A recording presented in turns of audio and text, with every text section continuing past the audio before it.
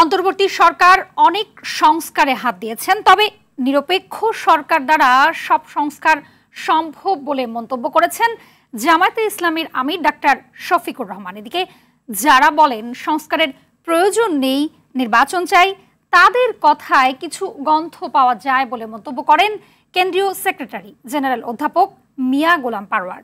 প্রতিনিধিদের তথ্যছবিতে বিস্তারিত থাকছে ইমরুল কায়েসের রিপোর্টে। 250-টিরও বেশি ডিজাইন অপশন নিয়ে ওয়ালটন স্মার্ট ফ্রিজ, বোঝে আপনার প্রয়োজন। শনিবার সকালে দিনাজপুর গৌড়ে শহীদ ময়দানে জামাতে ইসলামী বাংলাদেশের কর্মী সমাবেশের আয়োজন করে দিনাজপুর জেলা শাখা। সকাল থেকে ময়দান প্রাঙ্গণে ভিড় জমে লক্ষাধিক কর্মীর।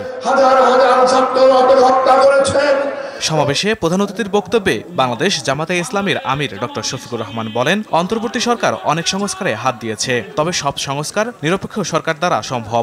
আমরা বর্তমান সরকারকে বলি অনেক সংস্কার করার ব্যাপারে আপনারা হাত দিয়েছেন, যতটা সম্ভব করুন, তবে আরেকটা বিষয়ে হাত দেন। একটা নিরপেক্ষ সরকার এটা পারবে, দলীয় সরকার হয়তো এটা করবে না। যাদের উপর জুলুম করা হয়েছে, সেটা খুন, দর্শন, লুট, দখল যাই হোক, চাঁদাবাজি হোক, এদের নামের কালো তালিকা প্রকাশ করে দেন।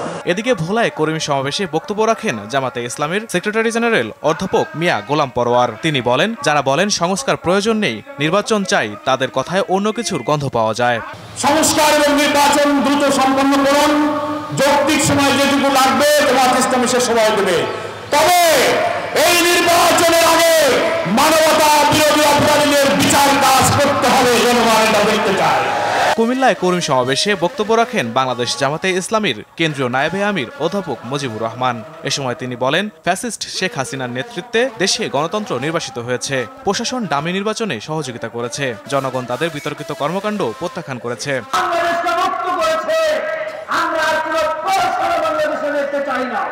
এদিকে সংগঠনের কেন্দ্রীয় সহকারী সেক্রেটারি জেনারেল মাওলানা রফিকুল ইসলাম খান বলেন, পতিত ফ্যাসিস্ট সরকার ভোটার তালিকায় যে 2 কোটি ভুয়া ভোটার অন্তর্ভুক্ত করেছে তা আগে বাদ দিতে হবে।